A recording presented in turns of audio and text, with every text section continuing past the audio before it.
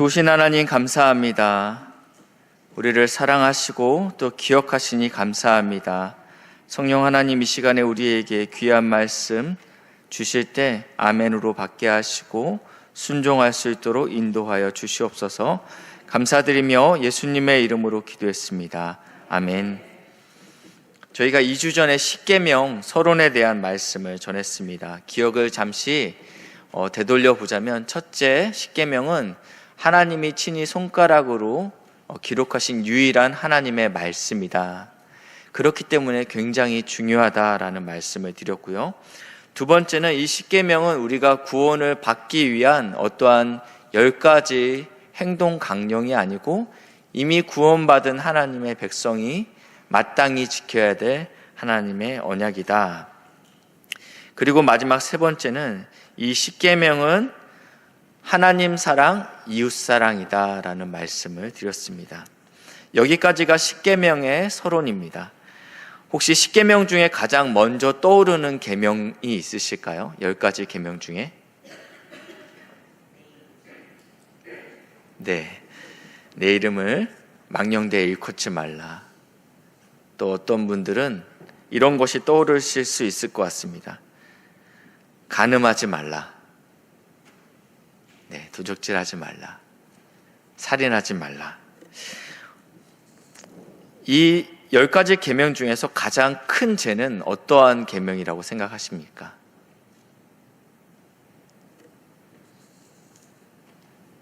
예수님께서는 마태복음 5장에 이 십계명에 대한 참뜻을 풀이하셨습니다. 첫 번째 6계명에 대해서 살인하지 말라, 마태복음 5장 21절에 다루고 계신데요. 옛사람에게 말한 바 살인하지 말라, 누구든지 살인하면 심판을 받게 되리라 하였다라는 것을 너희가 들었으나 너희는 이렇게 알고 있지, 너희는 이렇게 배웠지. 그러면서 22절인데요. 나는 너희에게 이르노니, 너희가 이렇게 알고 있지만 내가 이야기하는 것이 참뜻이다 라고 이야기하면서 형제에게 노하는 자마다 심판을 받게 되고, 형제에 대하여 나가라 하는 자는 공회에 잡혀가게 되고, 미련한 놈이라 하는 자는 지옥불에 들어가게 되리라. 살인하지 말라라는 그 깊은 뜻은 형제를 미워하지 말라, 형제에게 바보라 하지 말라, 형제를 저주하지 말라라고 말씀하고 있습니다. 7계명 간음하지 말라에 대해서는 5장 27절에 다루고 있는데요. 또 간음하지 말라 하였다라는 것을 너희가 들었으나 너희가 10계명에 대해서 분명히 이렇게 알고 있지만 나는 너희에게 이르노니, 마음 가운데 음욕을 품고 여자를 보는 자마다 이미 간음하였다라고 예수님께서 설명하고 있습니다. 만약에 예수님의 해석대로 우리가 이 본문을 보게 된다면 우리는 모두 계명을 어긴 자가 됩니다. 혹 이런 분이 계실 수 있겠습니다. 목사님, 예수님의 말씀대로라 하면 저는 살인자가 맞고 저는 간음한 자가 맞습니다. 그러나 여전히 제게는 지킨 계명이 있습니다. 이것만큼은 제가 확실하게 지켰습니다. 왜냐하면 저는 모태신앙으로 자랐기 때문에 불상에게, 우상에게 절하지 않았습니다. 저는 부적을 쓴 적도 없고 그리고 점을 보지 않았습니다. 저는 재미로라도 신문에 나온 오늘의 운세를 쳐다보지 않았습니다. 그러므로 1계명인 우상숭배는 나와는 상관없습니다. 그래서 오늘 설교 말씀이 나와는 상관없다고 생각하시는 성도님들께서는 돌아가실 때는 우리의 생각이 바뀌는 은혜가 있으시길 주님의 이름으로 축복합니다. 먼저 이스라엘 백성이 십계명을 받게 될 그 당시의 시대를 저희가 알 필요가 있습니다. 모세가 시내산에서 십계명을 받을 때는 고대 근동이었습니다. 그리고 그 당시의 신과는 다신론이었습니다. 무슨 말씀이냐면 신이 여럿 존재했다라는 것입니다. 이것은 고대 근동 애국과 이 가나안 땅뿐만 아니라 우리 대한민국 이 땅도 마찬가지였습니다. 우리나라도 예전에는 하늘에는 옥황상제가 있었습니다. 그리고 바다에는 용왕이 있었고 또 저승에는 염라대왕이 있었죠. 그리고 마을 입구에는 천하대장군과 지하여장군이 있었습니다.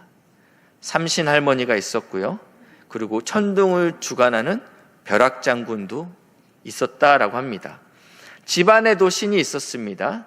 부엌신, 터주신, 외양간신, 그리고 우물신, 그리고 변소신도 있죠. 이렇게 수많은 신들이 우리나라에도 있었습니다. 당시 고대 이집트 안에는, 이집트는 인류의 4대 문명지 중에 한 곳입니다. 이곳에서 이스라엘 백성은 400년간 종살이를 했습니다. 그래서 애굽의 신에 대해서는 굉장히 익숙했던 사람이 이스라엘 사람들입니다. 모세가 이집트에 가서 여호와께서 이스라엘 백성에서 애굽에 나와서 광야에서 예배드리게 하려 하십니다 라고 이야기했을 때 바로가 이렇게 이야기합니다. 여호와가 누구긴데 나는 여호와를 알지 못함으로 이스라엘 백성을 내보낼 수 없다라고 이야기합니다. 이 이야기를 들으신 하나님께서 내가 누구인지 바로에게 알려주겠다라고 하면서 10가지 재앙을 내립니다. 여기에 나와 있는 이 10가지 재앙들에 나와 있는 그 재앙들은 사실은 애굽 사람들이 섬기고 있던 신들이었습니다. 첫 번째는 나일강이 피로 변하는 사건입니다. 이집트에서 나일강의 그 중요성은 저희가 설명할 필요가 없습니다. 나일강이 범람함으로 인해서 애굽 사람들은 땅이 비옥하게 되고 농경이 발달되게 됩니다. 그래서 애굽 사람들은 이 나일강을 신으로 섬겼습니다. 그런데 이 나일강이 저주를 받게 됩니다. 개구리는 출산의 신입니다. 이는 대지를 관장하는 신이라고 섬겼습니다. 파리와 소, 종기, 하늘, 우박 이러한 모든 것들은 사실은 애굽 사람들이 섬기고 있던 신이었다라는 것입니다. 메뚜기는 농작물의 신이었습니다. 흑암은 무엇입니까? 태양신이 저주를 받은 것이죠. 그리고 이집트의 가장 강력한 신은 파라오입니다. 이 파라오는 애굽의 왕인데요. 이 애굽의 왕은 하늘의 신의 아들이라는 개념을 가지고 있었다고 합니다. 그렇기 때문에 이것은 장자의 죽음으로, 이 파라오의 죽음으로 인해서 여호와께서 애굽의 모든 신들을 벌하셨다, 심판하셨다라는 의미를 가지고 있습니다. 그리고 이스라엘 백성이 들어갈 가나안 땅은 어떻습니까? 그들이 애굽에서 나왔던 땅, 그리고 그들이 들어갈 가나안 땅에도 많은 신들이 있습니다. 저희가 대표적으로 알고 있던 신은 바알과 아세라입니다. 이것은 바알은 비를 관장하는 신이었습니다. 아세라는 다산의 신이었습니다. 이 가나안 지역은 농경 사회였기 때문에 비와 인력은 굉장히 중요한 복이었습니다. 그렇기 때문에 이 바알과 아세라를 섬기는 것은 이스라엘 백성에게는 굉장히 중요한 일이었습니다. 또 가나안 땅에는 몰렉이라는 신도 있었습니다. 자신의 어린 자녀를 제물로 바쳐드리는 신이었죠. 또 다곤도 있었습니다. 블레셋 지역에는요. 이것도 마찬가지로 농경의 신이었습니다. 이 고대 근동의 신들의 특징이 있는데 두 가지 특징이 있습니다. 첫 번째는 각각 전공 분야가 있다라는 것입니다. 농경이면 농경, 물이면 물, 그리고 병균이면 병균, 각각 전공 분야가 있었습니다. 또한 활동 반경이 정해져 있었습니다. 어떠한 신은 애굽에서만, 어떠한 신은 블레셋에서만 활동할 수 있었습니다. 한계가 있었다라는 것입니다. 즉 무슨 말씀이냐면 이러한 신들은 무소부지하지 않았습니다. 그리고 전지전능하지 않았다라는 것입니다. 그래서 고대 근동 사람들은 신은 많으면 많을수록 좋았습니다. 마치 보험과 같습니다. 저희는 실비를 듭니다. 그러나 실비가 보장해주지 못하는 임플란트는 치과보험으로 보장합니다. 또한 희귀암 같은 경우도 보장해주지 않기 때문에 암보험을 따로 듭니다. 그리고 병원비만 문제입니까? 간병도 해결해야죠. 간병보험을 들고 또 치매보험도 들고 연금보험까지 듭니다. 인생이 어디서 어떤 어려움이 생길지 모르기 때문에 모든 보험에 다 가입하는 것처럼 고대 근동의 사람들도 내가 어떠한 일을 당할지 모르기 때문에 모든 신들을 섬겨야 된다라는 생각을 가지고 있었다라는 것입니다. 당시 성경 시대에 고대 사람들이 신에 대한 생각을 어떻게 갖고 있는지 성경에서 찾아볼 수 있는데, 먼저 아람 왕 베나닷이 이스라엘 여호와는 산의 신이라고 생각했습니다. 왕상 20장 28절 말씀인데, 그렇기 때문에 우리가 산에서 전쟁을 하면 불리하다, 골짜기에서 싸운다면 우리가 이 전쟁에서 이길 수 있다라는 생각을 가졌습니다. 그때 하나님의 사람이 이스라엘 왕에게 나와 말하여 이르되, 여호와의 말씀에 아람 사람이 말하기를 여호와는 산의 신이요 골짜기의 신이 아니라 하는도다. 그러므로 나는 이 큰 군대를 다 내 손에 넘기리니 너희는 내가 여호와인 줄 알리라 하셨나이다. 아멘. 이 아람 왕은 여호와께서는 신의 산에서 율법을 받았기 때문에 산에서 활동하는 신이다. 그렇기 때문에 전쟁은 산에서 하면 안 된다, 이런 마음을 가졌다라는 것입니다. 제국 아수르는요, 열방을 다스릴 때 그 나라 백성들을 흩어놨습니다. 어떠한 반란이 일어나지 못하게끔 땅을 이주시켰다라는 것입니다. 백성들을 이주시켰다라는 것입니다. 이 북이스라엘을 정복하고 북이스라엘 사람들을 흩고 그 자리에 다른 민족을 심어놨습니다. 왕하 17장 26절인데요. 그러므로 어떤 사람이 아수르 왕에게 말하여 이르되 왕께서 사마리아 여러 성읍에 옮겨 거주하게 하신 민족들이 이 땅의 신의 법을 알지 못함으로 어려운 가운데 처했습니다 라는 표현이 나옵니다. 그러니까 메소포타미아에서 내가 섬기던 신들이 가나안에서는 나를 보호할 수 없습니다. 그래서 아수르 왕에게 요청하는 것이에요. 내가 이 땅의 법을, 이 땅의 신을 누군지 모르니까 그 제사장을 우리에게 보내주십시오 라는 이야기를 합니다. 이 아수르 제국의 도서관에서 발견된 기도문이 있는데요, 어떤 사람이 문제가 풀리지 않습니다. 그래서 내가 신의 저주를 받았구나 라는 생각을 갖게 됩니다. 근데 어떤 신이 나에게 저주를 했는지 도저히 알 수 없을 때 하는 기도문입니다. 제목은 모든 신들에게 올리는 기도. 나를 향한 내 주의 진노가 잠잠해지기를 바랍니다. 나를 향한 알려지지 않는 신의 진노가 잠잠해지기를 바랍니다. 나를 향한 알려지지 않는 여신의 진노가 잠잠해지기를 바랍니다. 지금 내 삶 가운데 어려움이 찾아왔는데 이것은 반드시 신이 나를 이렇게 괴롭게 하는 것인데 내가 누구한테 잘못한지 모르기 때문에 지금 조목조목 다가가고 있다는 것입니다. 마지막에 이렇게 끝나죠. 오 알거나 알지 못하는 신이시여, 내 죄의 무게는 7배 7배입니다. 너무너무 이것이 무겁습니다. 내 죄를 사하여 주소서. 이 두려움과 죄책감의 문제를 누가 도울 수 있는지 알지 못하기 때문에 이런 다신론적인 기도를 드릴 수밖에 없다라는 것입니다. 사도 바울이 전도 여행을 떠났습니다. 그리스 아테네에 머물렀을 때 이 아테네에 여러 신상들이 있었습니다. 이 아테네 도시의 수호신인 아테나가 있었고, 포세이돈이 있었고, 제우스가 있었고, 그 외에 많은 신이 있었는데 사도 바울이 이것을 보면서 이 아테네 민족들은 종교심이 많다라고 이야기하면서 사도행전 17장 23절입니다. 한번 같이 읽겠습니다. 시작.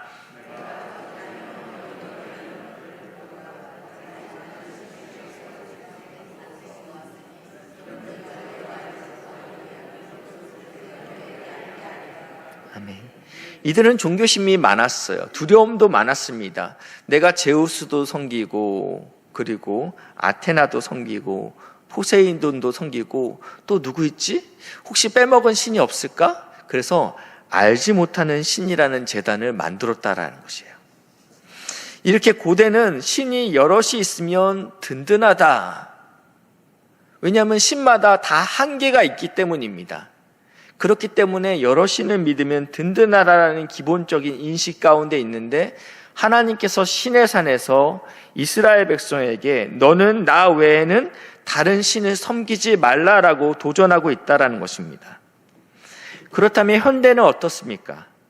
그 당시는 다신간이었지만 더 이상 우리는 이러한 모형들을 만들어 놓지 않습니다 라고 생각할 수 있습니다. 그렇기 때문에 더 이상 1계명이 우리의 삶 가운데는 중요하지 않은 것 같습니다. 우리는 더 이상 바알과 아스다롯, 풍요의 신을 섬기지 않습니다. 그렇지만 우리는 풍요를 가능케 하는 돈과 요즘은 비트코인을 섬기고 있습니다. 우리는 더 이상 미의 신인 아프로디테를 섬기지 않습니다. 오늘날 많은 여성이 아프로디테를 섬기지 않지만 외모와 몸매에 과도한 집착을 합니다. 그래서 우리의 제단은 거울과 체중계입니다. 혹은 강남의 성형외과가 우리의 제단이 되었습니다. 실제로 우리는 아르테미스, 다산의 여신, 우리에게 자녀를 주십시오, 이 여신을 향을 피우면서 섬기지 않습니다. 그렇지만 우리는 자녀가 성공할 수만 있다면 수단과 방법을 가리지 않고 지원하려고 합니다. 그래서 이들의 제단은 더 이상 주일날 예배를 드리는 자리가 아닌 강남 대치동의 학원과 목동의 학원이 이들의 제단이 되었습니다. 이들의 탁월한 제사장이 있는데 바로 일타 강사입니다. 지금 우리가 살고 있는 세상도 고대 근동의 세상과 마찬가지로 신들의 세상입니다. 차이가 있다면 고대 신들은요, 지역적인 한계가 분명했습니다. 그리고 명시적이었습니다. 그러나 지금 우리가 섬기고 있는 신들은 우주적입니다. 돈이 있으면 불편한 곳이 없습니다.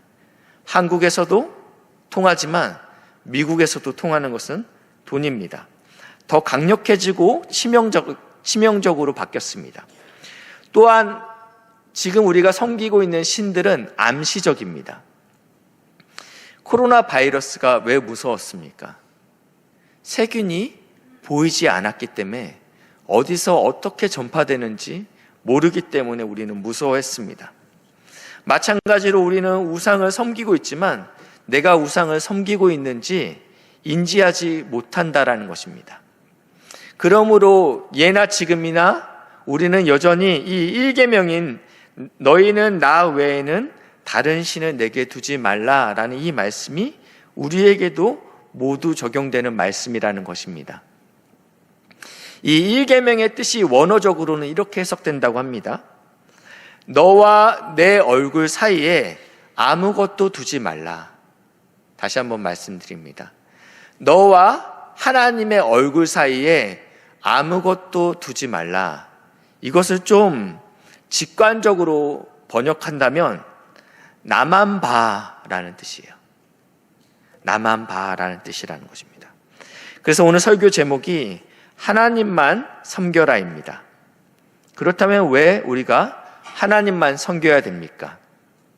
첫 번째는 오직 하나님만이 참 신이시기 때문입니다. 그렇기 때문에 그분만 경배하고 그분만 섬기라고 말씀하고 있습니다.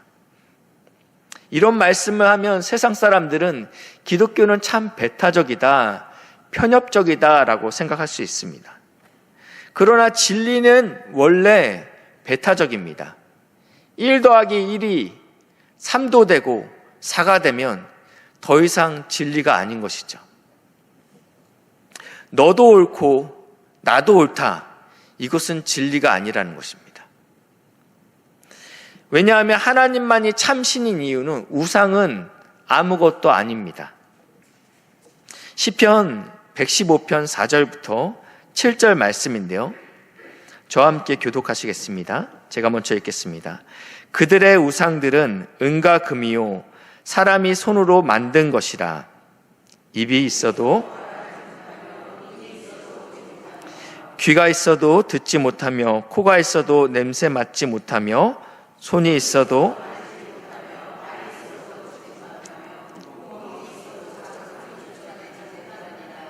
아멘. 우리가 섬기는 나머지 모든 것들은 능력이 없다. 눈 모양은 있는데 보지 못한다. 입 모양은 있는데 우리에게 말할 수 없다 라고 표현하고 있습니다. 로마서 1장에는 우리가 어떻게 우상을, 하나님의 형상인 우리가, 마땅히 하나님을 경배해야 될 우리가 우상을 어떻게 섬겨 나가게 되는지 그 과정을 설명하고 있습니다. 로마서 1장 20절 말씀인데요. 창세로부터 그의 보이지 아니하는 것들 곧 하나님은 보이지 아니하시죠. 근데 그것이 무엇이냐면 그의 영원하신 능력과 신성이라는 것입니다. 이것은 보이지 않습니다. 우리가 추측할 수 없죠. 보이지 않기 때문에요. 그런데 우리가 알 수 있는데 그 영원하신 능력과 신성으로 모든 피조물을 만들었어요. 그래서 우리가 그 만물을 보면 하나님이 어떠한 분이신지, 하나님의 어떠한 능력이 있는지 우리가 알게 된다. 그러므로 피차 핑계대지 못하게 된다라고 표현하고 있습니다. 삼성 핸드폰은 세계적으로 유명합니다. 그의 기능과 디자인이 유명하죠. 우리는 그 핸드폰을 만드는 연구원들의 그런 지적 수준이나 아니면 그 연구의 그 시간들을 알지 못합니다. 그렇지만 우리는 삼성 핸드폰을 봄으로 인해서 이것을 만든 자들이 얼마나 뛰어난지 알 수 있다는 것입니다. 보이지 않는 하나님께서 온 세상의 피조물을 통해서 자신이 얼마나 능력 있는 창조주이심을 드러내고 있습니다. 그러므로 우리는 모른다, 핑계대지 못한다라고 이야기하고 있다는 것입니다. 이것을 신학 용어로는요, 일반 계시라고 부릅니다. 예수를 믿던 안 믿던 우리는 모든 피조물을 봄으로 인해서 하나님이 없다라고 말할 수 없다라는 것입니다. 동방의 박사들이 유대인의 왕으로 나시리를 찾아 예루살렘까지 오게 됩니다. 그들에게는 선지자의 예언이 없었습니다. 그러나 그들은 결국 아기 예수를 찾았고 합당한 경배를 하게 됩니다. 무엇을 보고 왔습니까? 하나님의 피조물인 별을 보고 왔습니다. 정직하게 진리를 찾는 자들은 반드시 창조주가 계신 것과 그리고 그분이 이 세상을 운영하고 있다는 것을 겸손히 인정하게 된다는 것입니다. 그러나 인간들은 이 하나님을 거부합니다. 그들의 생각이 허망해지고 미련한 데 마음이 어두워졌다라고 성경에서 이야기하고 있습니다. 유대인의 왕이 태어났다라는 소식을 들은 헤롯은 이미 예언의 말씀을 통하여 그 여자의 후손이 베들레헴에서 태어난다라는 것을 알게 됩니다. 그러나 그는 마땅히 올려드려야 될 합당한 경배를 하지 않고 이 아기를 죽이려는 시도를 하고 있다는 것입니다. 이러한 것이 로마서 1장 21절 나와 있는데요. 하나님을 알되 하나님을 영화롭게도 아니하며 감사하지도 아니하고 오히려 그 생각이 허망하여지며 미련한 마음이 어두워졌나니 스스로 지혜 있다 하나 어리석게 되어 23절 시작.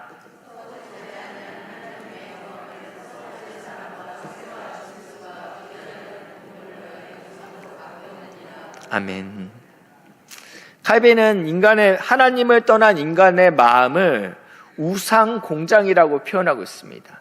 마땅히 영광 받으셔야 되는데, 마땅히 찬양 받아야 되는데, 우리 피조물은 필연적으로 무엇인가를 섬겨야 되는 존재인데, 내 안에 하나님의 영광스러움으로 채우지 않을 때는 우리는 썩어질 사람과 새와 짐승과 기어다니는 동물 우상의 모양으로 이것을 바꿨다라고 표현하고 있습니다. 이 로마서 1장 21절에는요, 우리가 우상 숭배함으로 나타나는 현상들에 대해서 쭉 설명하고 있는데 2계명과 3계명과 10계명까지 모든 계명들이 어그러지고 있습니다. 남자가 남자와 함께 순리로 써야 될 것들을 영리로 쓰는 현상들, 마땅히 부모를 공경해야 되는데 그렇지 못한 모습들이 이 1계명을 어김으로 인해서 모든 계명들이 차례로 무너지는 모습들을 기록하고 있다는 것입니다. 두 번째로는 하나님만 섬기라라는 것은 하나님과 우리가 언약 관계에 있기 때문입니다. 하나님은 우리의 왕이시고 우리의 구원자이시고 우리는 그의 백성이 됐습니다. 하나님은 우리의 아버지시지만 또 우리를 자녀로 부르셨습니다. 하나님은 우리의 남편이시고 우리를 신부로 언약을 맺으셨다라는 것입니다.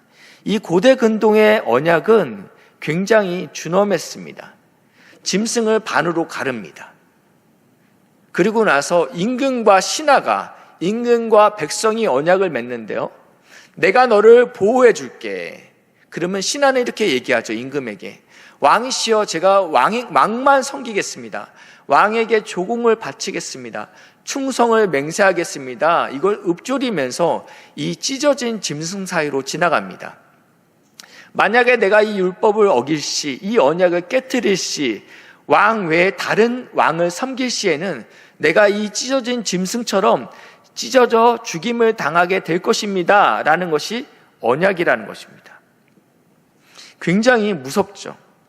근데 하나님께서 이스라엘 백성과 이 언약을 맺으셨다라는 것입니다. 너는 나의 백성이다. 너는 나의 자녀이다. 너는 나의 신부이다. 이 언약을 맺으셨어요.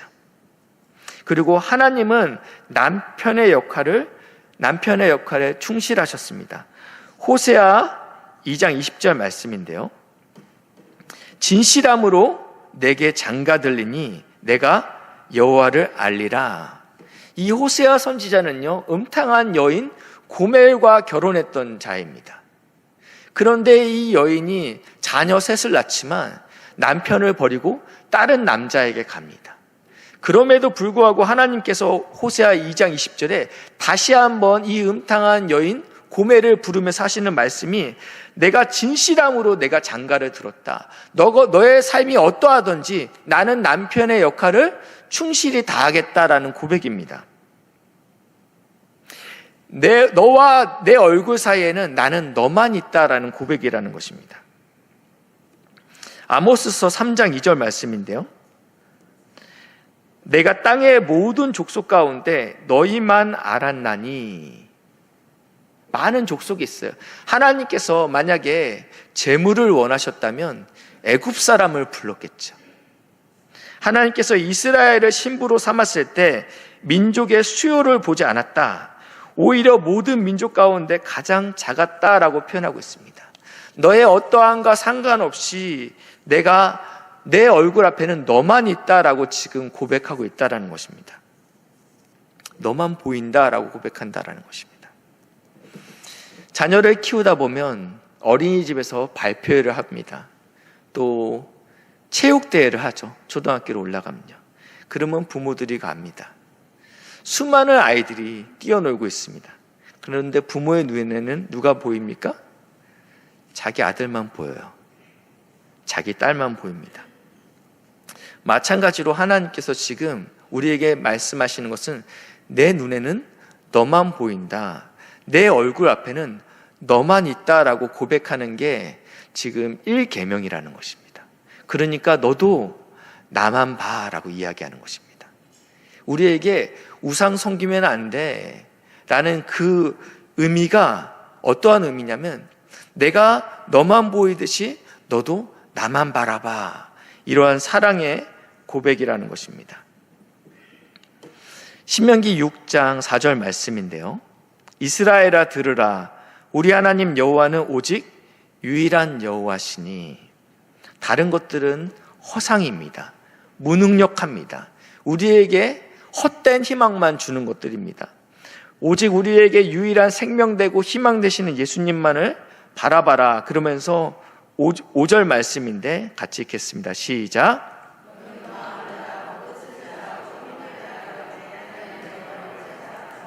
아멘. 이것이 1계명의 참 의미입니다. 말씀을 정리하겠습니다.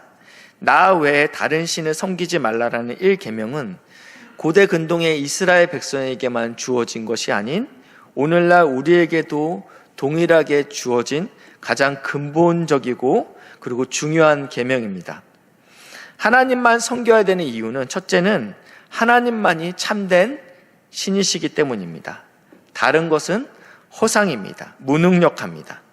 오직 하나님만이 마땅히 경배를 받으실 만한 분이시기 때문에 우리가 하나님만을 섬겨야 됩니다. 두 번째는 하나님과 우리 사이에 결혼 언약으로 초대되었기 때문입니다. 사실은 우리는 애굽의 종되었던 자들입니다. 우리는 피조물이었고 죄인 되었던 자들입니다. 그런데 우리를 구원하시고 자녀 삼으시고 백성 삼으시고 또 신부로 삼아 주셨습니다. 이것을 깨달아지시는 은혜가 있으시길 주님의 이름으로 축복합니다. 이번 한 주도 신랑 되신 예수님을 더욱 사랑하고 오직 하나님만 섬기시는 성도님들 되시길 주님의 이름으로 축복합니다. 기도하시겠습니다. 사랑의 하나님, 수많은 우상과 유혹이 있는 이 세상에서 주님의 얼굴만을 바라보는 믿음을 허락해 주옵소서. 주님은 우리의 유일한 구원자이시오 왕이시며 신랑이심을 고백합니다. 저희의 마음을 다하고 뜻을 다하고 힘을 다하여 오직 주님만을 사랑하고 섬기게 하여 주옵소서. 이 모든 말씀 우리 주 예수님의 이름으로 기도했습니다. 아멘.